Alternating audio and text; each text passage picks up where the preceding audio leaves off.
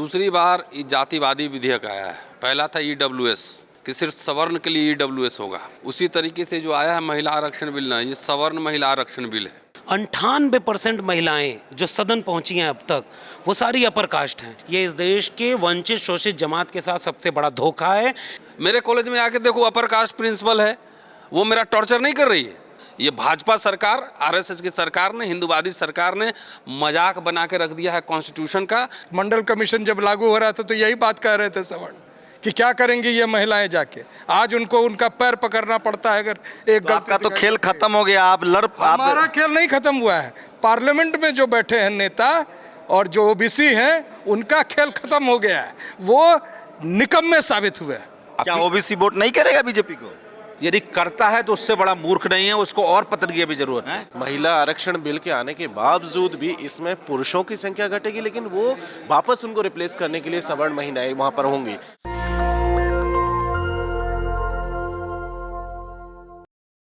महिला आरक्षण के नाम पर एससी एसटी ओबीसी के साथ एक बड़ा धोखा हुआ है। लालू यादव, शरद यादव, मुलायम सिंह यादव, ये सब लोग संसद में नहीं हैं, रामविलास पासवान नहीं हैं। आज महिला बिल पास कर दिया गया। सवर्ण समाज की महिलाएं कह रही हैं कि यह ऐतिहासिक कदम है। बहुजन समाज की महिलाएं कह रही हैं कि उनको आरक्षण नहीं मिला। एससी एसटी का जो रिजर्वेशन ऑलरेडी था लोकसभा और विधानसभा में, उसी में उनके महिलाओं को रिजर्वेशन का प्रावधान किया गया है। लेकिन 33% जो महिलाओं का रिजर्वेशन का प्रावधान है, उसमें एससी एसटी ओबीसी महिलाओं का अलग से प्रावधान नहीं है। इस पर एक बड़ा पैनल है मेरे साथ, तमाम एससी एसटी ओबीसी के लोग हैं। उनकी क्या राय है वो भी बताऊंगा। वैसे मैंने महिलाओं की भी राय बताई। सर, क्या राय है आपका? ओबीसी महिलाओं के लिए रिजर्वेशन का कोई प्रावधान नहीं है, अच्छा है? इस संविधान पे दूसरी बार बीजेपी का जो है ना बहुत ताकतवर हमला है। और ये दूसरी बार, मैं कह रहा हूँ, ये दूसरी बार ये जातिवादी विधेयक आया है। पहला था ईडब्ल्यूएस कि सिर्फ सवर्ण के लिए ईडब्ल्यूएस होगा। उसी तरीके से जो आया है महिला आरक्षण बिल, ना ये सवर्ण महिला आरक्षण बिल है। विमेंस कॉलेज में जाके केस स्टडी कर लीजिए, पता लग जाएगा। दिल्ली यूनिवर्सिटी में रितु सिंह धरना पे बैठी हुई है ना। महिला कोई होमोजेनियस कैटेगरी है, एक कैटेगरी है कि सब महिला है, बायोलॉजिकली महिला हो सकती है, लेकिन उसमें कास्ट नहीं है, जातिगत भेदभाव नहीं है। ये बात आपने सही कहा कि अभी बड़े लीडर्स अभी पार्लियामेंट में नहीं है। और शरद यादव का वो ऐतिहासिक भाषण इस पर हमने एडिट किया है, उसको निकालूंगा अभी मैं। अभी तो ये होना चाहिए कि पूरा इसमें आर पार अब जंग होना चाहिए। रिजर्वेशन, ये रिजर्वेशन महिला रिजर्वेशन नहीं है, एससी एसटी ओबीसी का रिजर्वेशन खत्म करने का प्लान है पूरा। ये किसके लिए? शेड्यूल कास्ट का जो रिजर्वेशन है 131 जो सांसद बनते हैं उनके, उसी में महिलाओं को भी इंक्लूड कर दिया गया। ये फायदा है, नुकसान है? अरे एकदम नुकसान है भाई। एक बार बताओ, विमेन कॉलेज में ही सिर्फ पढ़ाएगी, कोएड में नहीं पढ़ाएगी? ये शेड्यूल कास्ट का जो पॉपुलेशन के हिसाब से था। दूसरा, जब महिला का आप आरक्षण करें तो आप कहिए कि सीधे हम सवर्ण महिला का आरक्षण दे रहे हैं। ये कहने में क्या जा रही है? एजेंडा तो वही है। जैसे आपने खुल के कहा कि ईडब्ल्यूएस कोटा सवर्णों के लिए, तो ये तो मोदी साहब ओबीसी के नाम पर एक तरह से ओबीसी के और एससी एसटी के अधिकारों पर डकैती कर रहे हैं। लेकिन जैसे ही कोई बोलता है उसको कहा जा रहा है कि ये महिला विरोधी है। अरे होने दो विरोधी। मेरे कॉलेज में आके देखो, अपर कास्ट प्रिंसिपल है, वो मेरा टॉर्चर नहीं कर रही है। ये कहने से महिला कौन जात का, इससे पता लगा नहीं उसका एटीट्यूड कैसा है। आप जाके देखो, सविता राय महिला है ना। लेकिन सारे पार्टियों के सवर्ण महिलाओं ने इस बिल का समर्थन किया है। इसलिए जात है ना। मैंने पहले आपको कहा कि जात है ये जो है वो सवर्णों के लिए, सवर्ण जात की महिलाओं के लिए, और उसके थ्रू पुरुषों के लिए रिजर्वेशन है। अब जो है ना, जैसे नहीं लिखते मुखिया पति, सरपंच पति, तब विधायक पति, सांसद पति, उस गाड़ी पे चलेंगे, सारा घर उन्हीं का भरने वाला है जी। ओबीसी के तरफ से कोई उम्मीद दिख रहा है क्या? वो इसको पॉलिटिकल एजेंडा बना पाएंगे या ये लड़ाई भी एससी एसटी के लोग? अच्छी बात है कि बहन जी ने इस पे एक स्टेटमेंट दिया है। मैंने पूरा सोशल मीडिया नहीं देखा है, लेकिन डिम्पल यादव ने भी स्टेटमेंट इस पे दिया है। और अब मुझे खरगे जी ने भी बोला। हाँ, खरगे जी भी ने बोला है। अब तो है कि सीधा सीधा एससी एसटी ओबीसी के लोगों को चाहिए, एक्टिविस्ट को चाहिए, लीडर्स को चाहिए कि सीधा और सीधा भारत बंद, इस पे बड़ा एक राष्ट्रव्यापी आंदोलन हो। ये भाजपा सरकार, आरएसएस की सरकार ने, हिंदूवादी सरकार ने मजाक बना के रख दिया है कॉन्स्टिट्यूशन का। रिजर्वेशन कोई गरीबी उन्मूलन प्रोग्राम नहीं है, ये रिप्रेजेंटेशन है। पहले आंकड़ा कहाँ से लाया आपने? किस आंकड़े पे आपने 33% दिया? जैसे 10% आपने किस आंकड़े पे दिया? ओबीसी का जाति जनगणना क्यों नहीं करा रहे हो? 27% भी पूरा नहीं हुआ अब तक। तो ये तो जनेऊ लीला वाली सरकार है, तो मनुस्मृति लागू करना चाहती है, किस्तों में लागू कर रही है। SC/ST में जो रिजर्वेशन ऑलरेडी था उसमें जो महिलाओं की भागीदारी बढ़ा दी गई है, उस पर आपकी क्या प्रतिक्रिया? नहीं नहीं, वो महिला 33% जो मिला है किसके लिए है, पहले ये बताओ। उसमें SC/ST OBC के मिलेगा कि नहीं मिलेगा? उसमें तो माइनॉरिटी को भी मिलना चाहिए। SC/ST महिलाओं को मिलेगा, लेकिन जो ऑलरेडी रिजर्वेशन नहीं, था वो गलत उसी में है, मिलेगा। वो गलत है। आपने एक अलग तरीके का रिजर्वेशन लाया है, तो उसमें जो संख्यानुपात में रिजर्वेशन है वो महिलाओं को भी मिलना चाहिए। SC/ST OBC सबको मिलना चाहिए।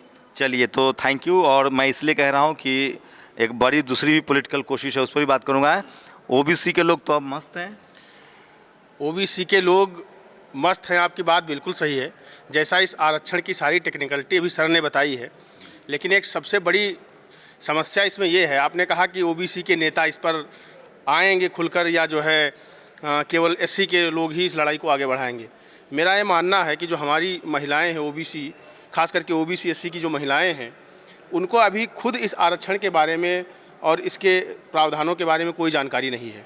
लिहाजा अगर बीजेपी ये कहती है, कोई भी नेता OBC SC का बोलता है और बीजेपी आरोप लगाती है कि आप महिला विरोधी हैं, तो जाहिर सी बात अगर ये मैसेज गांव तक या रूट लेवल तक पहुंचा तो महिलाओं के दिमाग में ये बात कहीं ना कहीं ज़रूर आएगी कि OBC SC/ST या अपोजिशन की जो पार्टियां। मेरे पीछे एक तस्वीर है, सावित्रीबाई फुले हैं, माता सावित्रीबाई फुले 1848 में स्कूल खोलती हैं। ये बहुजन समाज से थी, आज के समय के हिसाब आज होती तो OBC होती। इन पर गोबर फेंकने वाली भी महिलाएं ही थी, जो उस समय कर्मकांड के हिसाब से पढ़ाई लिखाई का विरोध कर रही थी। सवाल है कि हाई कोर्ट सुप्रीम कोर्ट में महिलाओं का रिप्रेजेंटेशन कम है, लेकिन जो रिप्रेजेंटेशन है उसमें सवर्ण महिलाएं हैं। College, university, media, judiciary, bureaucracy, business, पत्रकार में आपको कोई त्रिपाठी, कोई कश्यप, कोई शर्मा, कोई झा मिल जाएगा, लेकिन कोई महतो, कोई कुशवाहा, कोई मौर्य नहीं मिलेगा। तो सवाल है कि वो समाज सिंह लिख के रहता है, सब सिंह लिख लेता है मेरी तरह।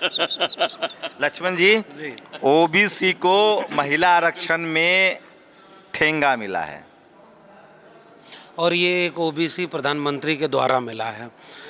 सेंगोल का राज है, और उसने बहुत साफ तौर पर कल ही ये घोषणा कर दी थी कि अब एक नया भारत बनेगा।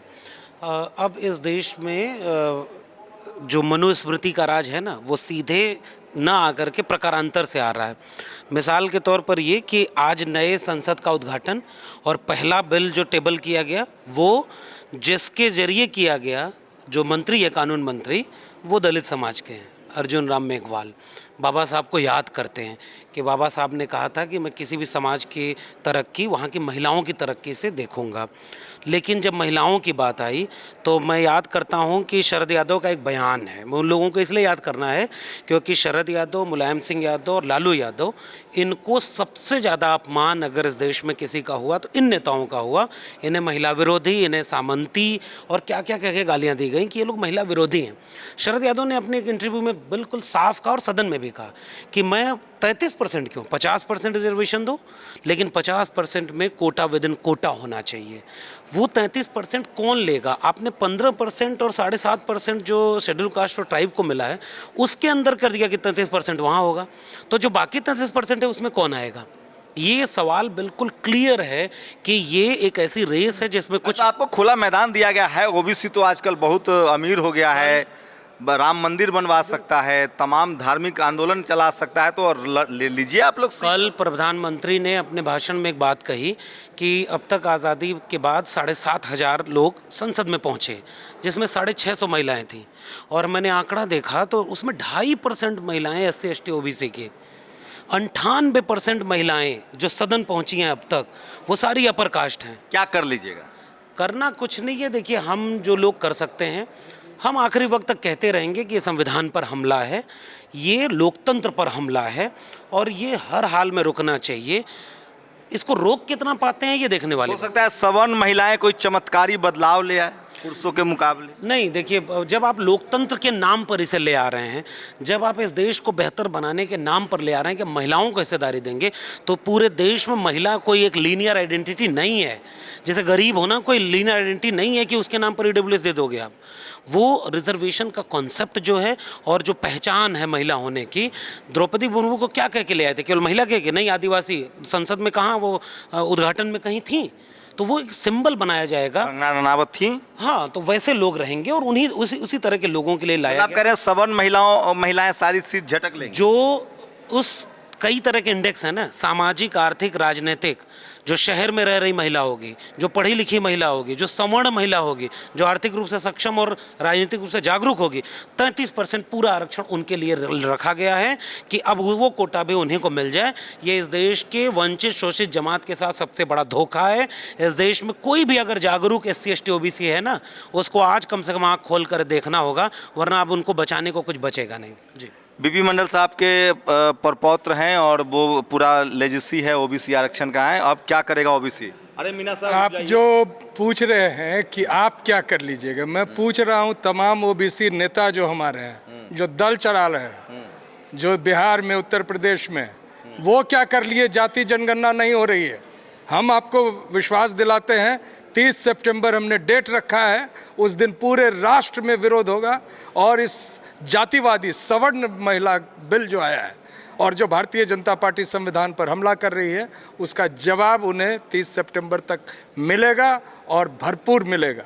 और ये मैं अपील करता हूं आपके माध्यम से, जितने हमारे ओबीसी और दलित और आदिवासी और जो अल्पसंख्यक साथी हैं, वो एकजुट हो जाएं, क्योंकि उनके नेता फेल। तो SC ST OBC की महिलाएं संसद आके क्या करेंगी? पूजा पाठ कौन करेगा? चलिए, वो तो हम बताएंगे ना क्या करेंगी। वो तो आपको जब IPS बनती है ना कोई, और जब उसके पास हाथ पैर जोड़ता है, मंडल कमीशन जब लागू हो रहा था तो यही बात कह रहे थे सवर्ण कि क्या करेंगी ये महिलाएं जाके। आज उनको उनका पैर पकड़ना पड़ता है अगर एक तो आपका तो खेल खत्म हो गया। हमारा खेल नहीं खत्म हुआ है। पार्लियामेंट में जो बैठे हैं नेता और जो ओबीसी हैं, उनका खेल खत्म हो गया है। वो निकम्मे साबित हुए और हम आपको दिखाएंगे कि हम क्या कर सकते हैं, क्योंकि हम संसद में नहीं हैं, हम सड़क पे हैं और हम जवाब सड़कों पे देंगे। ये आप जान रहे कि ये जो ओबीसी समाज है, वो सिर्फ बिहार और उत्तर प्रदेश नहीं, आंध्र प्रदेश से लेकर तमिलनाडु तक और पूरे भारत में, मध्य प्रदेश से जवाब मिलेगा इनको। सवर्ण आरक्षण जो पहले EWS का किया, वो अब महिलाओं का किया, उस सवर्ण आरक्षण का जवाब सिर्फ चुनाव। महिला आरक्षण नहीं है, महिला सवर्ण आरक्षण है। ये पूर्णतः सवर्ण आरक्षण है। महिलाओं के लिए सवर्ण समाज को अलग अलग नाम से उनके कोटा को बढ़ाया जा रहा है। क्या कहेंगे प्रोफेसर साहब? देखिए, ये मोदी जी का अभी तक सबसे बड़ा हमला संविधान पे जिसको कहेंगे, जिस तरह से इन्होंने EWS को इंट्रोड्यूस किया था और जितना आरक्षण था, सवर्णों को कितना मिल रहा था? इनडायरेक्ट रूप से 75% के लगभग, ऐसा मोटा मोटा हिसाब मान लें, तो उन्होंने EWS और लाके 10%। मैं कह रहा हूँ कि एक भी एग्जाम्पल बता दीजिए कि जो EWS आरक्षण लाए थे और कहा था कि सबके लिए है, एक भी एग्जाम्पल बता दीजिए पूरे विश्वविद्यालयों से लेकर हर संस्था में कि एक भी दूसरा सवर्ण के अलावा कोई दूसरा हुआ हो। इसी तरह से ये पूरा महिला सवर्ण आरक्षण जो इस बार संसद में मोदी जी सोच रहे हैं कि उन्होंने बहुत बड़ा काम किया है, उनको इसके परिणाम भुगतने पड़ेंगे। और क्या ओबीसी वोट नहीं करेगा बीजेपी को?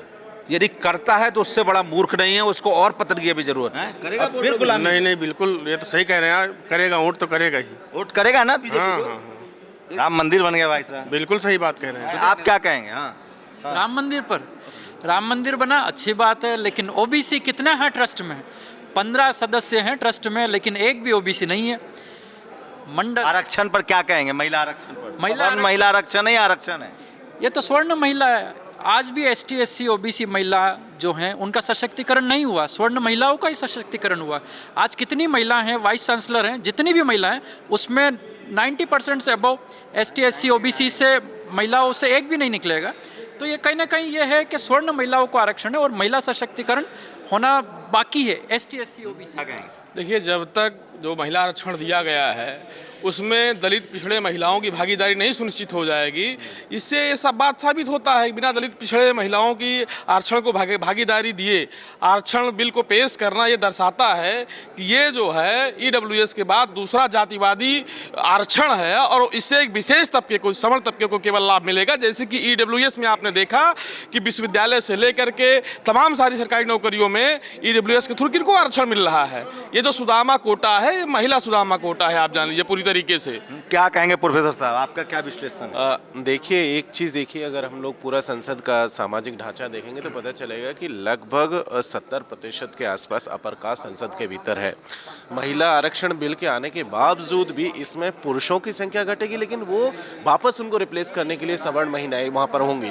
तो ऐसे में जब तक कि जनगणना फिर से ना हो जाए, और जनगणना की जब हम लोग बात कर रहे हैं तो इसमें अभी हम लोग देखेंगे तो ओबीसी की जनगणना बाकी है, अल्पसंख्यकों की भी जनगणना बाकी है और एसटी एससी की एक्चुअल जनगणना बाकी, क्योंकि ये सारा का सारा डेटा जब तक आपके पास नहीं होगा तब तक आप ये काम नहीं कर सकते, पहली चीज़।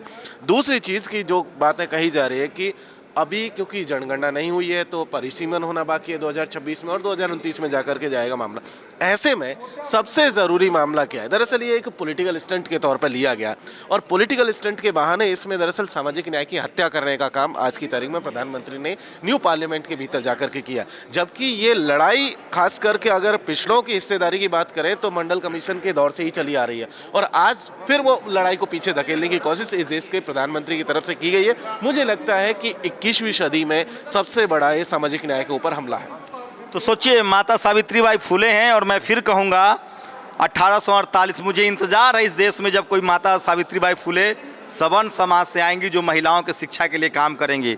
इस देश में संविधान लागू हुआ, हिंदू कोड बिल आया, सवर्ण समाज की महिलाओं ने तरक्की की है, उनको करना भी चाहिए।